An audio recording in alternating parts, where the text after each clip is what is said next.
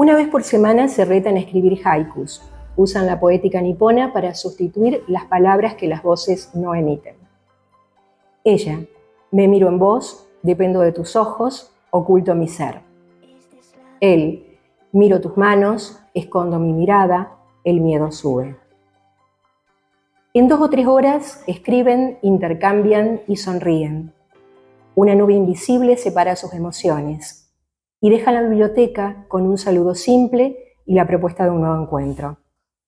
Él, te veo llegar, mi alma salta por vos y nada digo.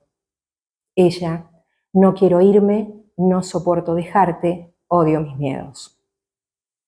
Más amor, por favor. Bueno, Gracias. ahora antes de ir...